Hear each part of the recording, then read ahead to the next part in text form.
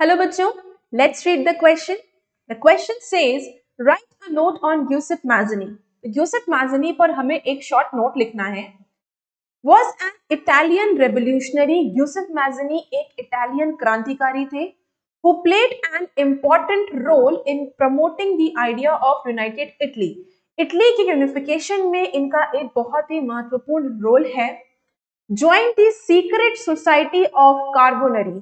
बेटा कार्बोनरी ये एक ऑर्गेनाइजेशन है जो कि इटली की यूनिफिकेशन के लिए काम कर रही थी. तो मैज़नी ने इस ऑर्गेनाइजेशन को, इस सोसाइटी को ज्वाइन किया. इन 1831 he was exiled for attempting revolution in लिगेरिया.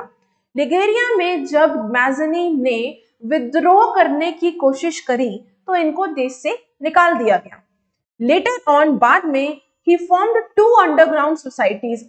मैज़नी ने दो अंडरग्राउंड सोसाइटीज बनाई थी. बेसिकली इन्होंने ये सोसाइटीज छुपकर बनाई थी. वन वॉज यंग इटली, एक थी young Italy and in Marseille, and the other one was young Europe. Young Italy Italy में बनाई थी और इसका पर्पस ये था कि लोगों को एक जगह आकर यूनिफाई कर सके. एंड यंग यूरोप सोसाइटी बनाने का पर्पस ये था कि जो और दूसरे यूरोपियन कंट्रीज हैं वो इटली की यूनिफिकेशन में उन्हें मदद करें.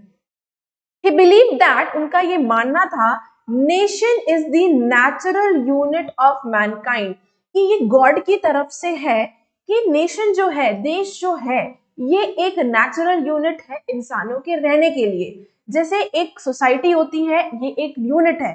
स्टेट एक यूनिट है, कंट्री एक यूनिट है, अर्थ भी एक यूनिट है जहां इंसान रहता है.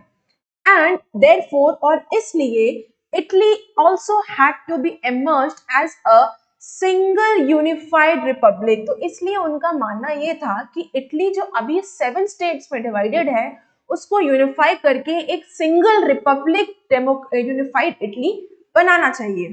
He opposed the monarchy persistently. वो लगातार मोनार्की को अपोज कर रहे थे, उसके अगेंस्ट थे. And his vision of democratic republics, और उनका जो ये विजन था कि डेमोक्रेटिक होना चाहिए, डेमोक्रेसी होनी चाहिए, frightened the conservatives. उनके इस विजन से, उनके इस आइडिया से, डेमोक्रेटिक आइडिया से कंजर्वेटिव्स को बहुत डर लगता था. I hope you understood the question as well as the answer. Best of luck.